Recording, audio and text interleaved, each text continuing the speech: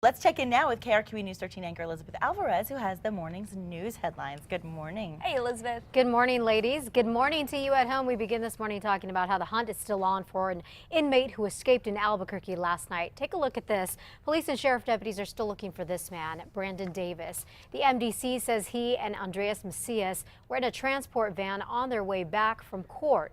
They say the van had stopped at UNMH to pick up another inmate when Davis and Macias kicked the van's back door out and took off running. Because the two men were in court, they were wearing regular clothes and not orange jumpsuits. Investigators say they caught up with Macias at his home last night, but they are still looking for Davis. His criminal history includes child abuse and aggravated assault with a deadly weapon. Well, have you ever been a patient of El Dentista? Santa Fe police say this man was doing dental work for people even though he was not licensed to. Police want to find out exactly how many patients Elvia Kessler had. He is in jail right now with a number of crimes.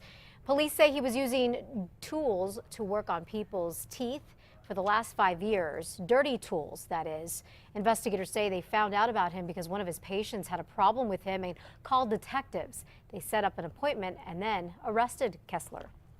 He had all the equipment he needed, drills shoved inside his toolbox, what looks like super glue, trays to make molds.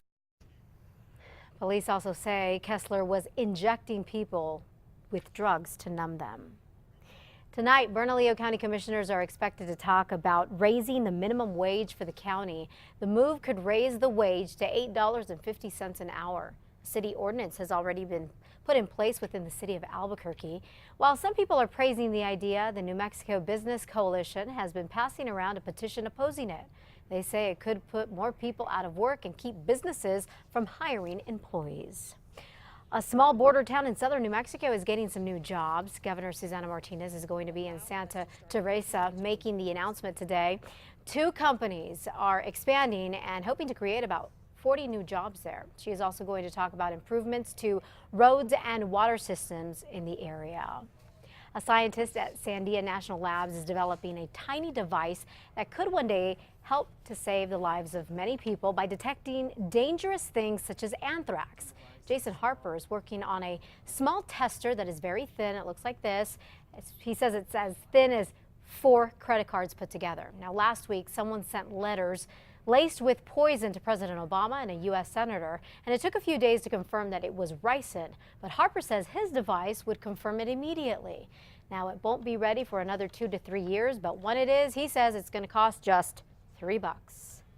And scientists in Los Alamos might have an international job on their hands. They've been asked to analyze possible problems with the famous Brunelleschi Dome on top of the cathedral at Florence. Now, it's almost 500 years old. It's cracked, and there are fears that a big earthquake could bring it down.